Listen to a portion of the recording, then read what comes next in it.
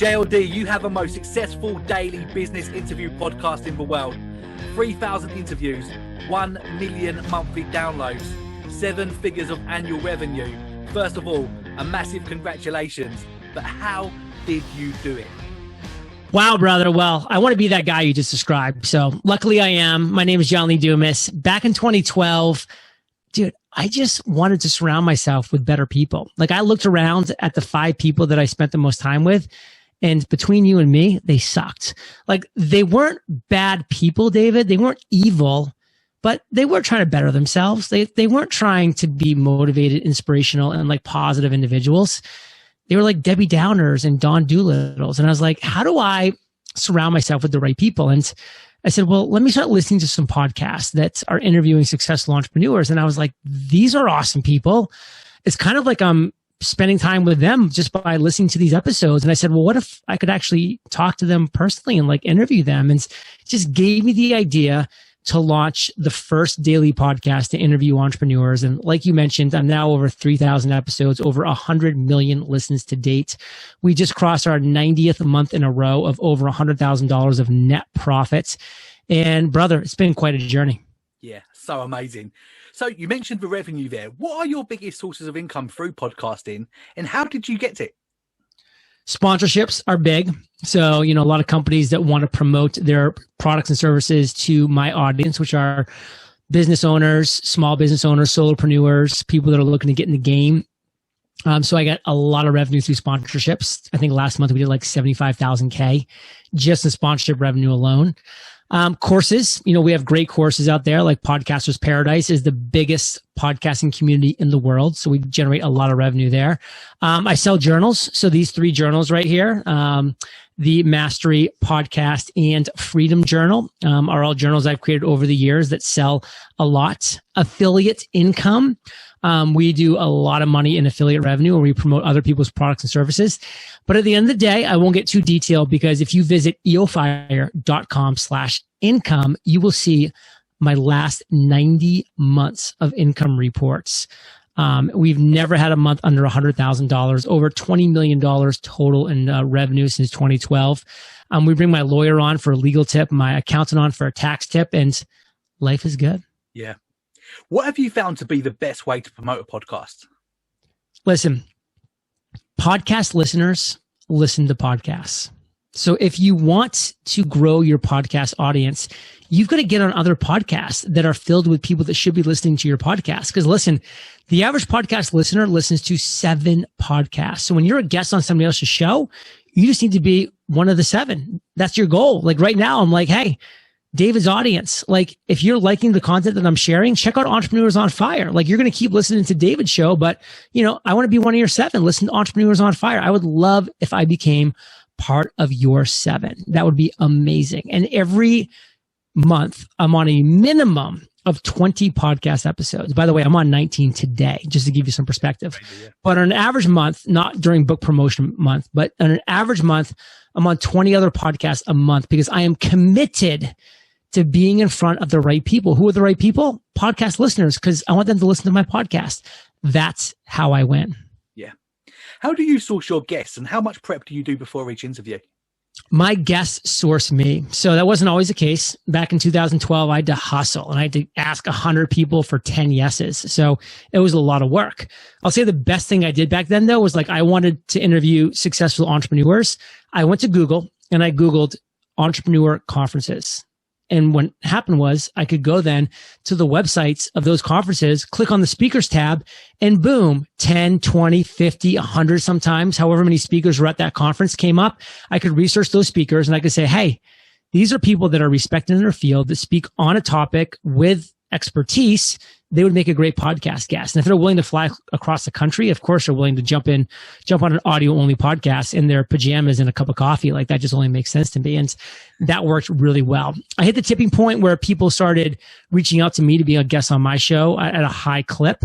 And, about 5 years ago, I started getting more inbound requests and I even had spots for the show. And as you and I are talking now, I get over 400 pitches every single month of people wanting to be on the show. Wow. And so now it's just a matter of kind of siphoning through those applications, finding the best guests possible and bringing them on. Yeah. Many of our listeners would have obviously listened to your podcast before, but also heard you drop these bombs on Clubhouse. I want to ask you, JLD, is Clubhouse a threat to podcasting? Big time. Because listen, there's only so much time in this world. People only have so much time. And when people are choosing to spend their time listening to Clubhouse that would otherwise potentially be devoted to podcasting, it's absolutely going to cut into that. So I think you've got to have a presence on both channels. I think you've got to have your podcast where it's that on-demand, free, targeted content.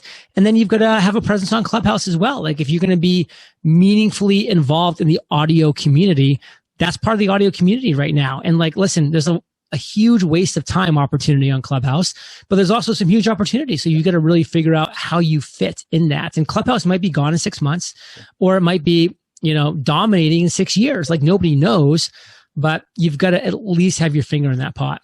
Yeah. We mentioned that you've been involved with 3,000 interviews. I'm assuming that you've probably picked up quite a lot of tips and gold along the way from having some great guests on. Talk about some of your favorite interviews you've been involved with, JLD, and also what you've learned along the way.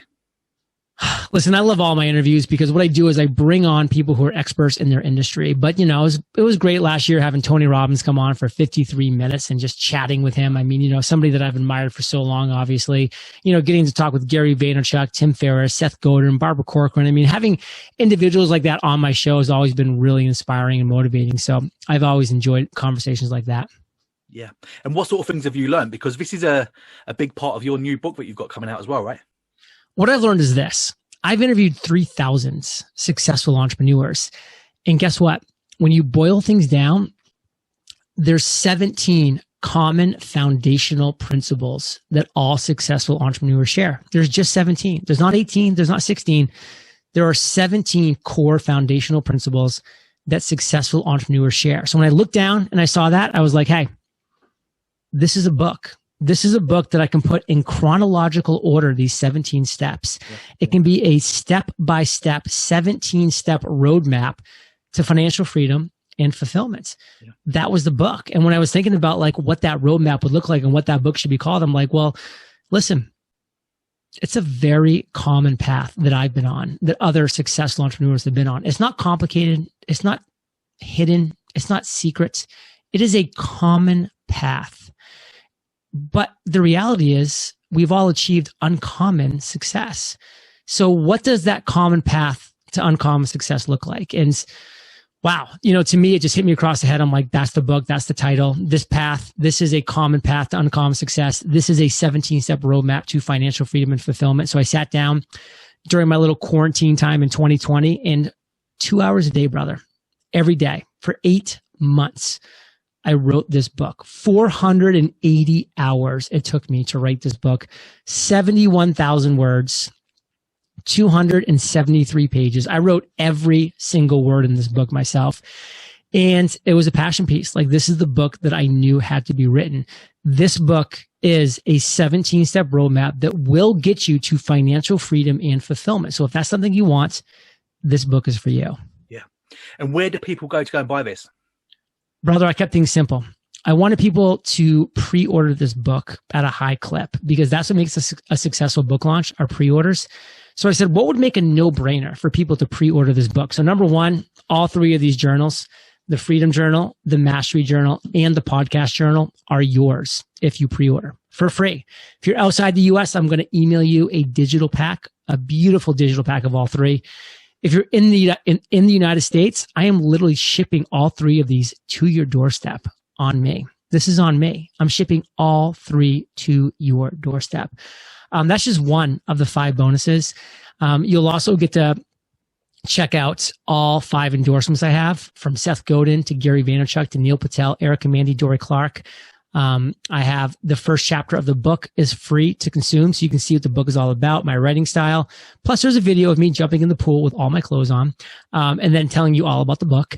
If you want to see all of that and pre-order this book, uncommonsuccessbook.com. uncommonsuccessbook.com. JLD, you are the best. We are going to put a link to the book in the description below. Thank you so much for your time. Love talking to you, buddy. You're the best, brother. Adios.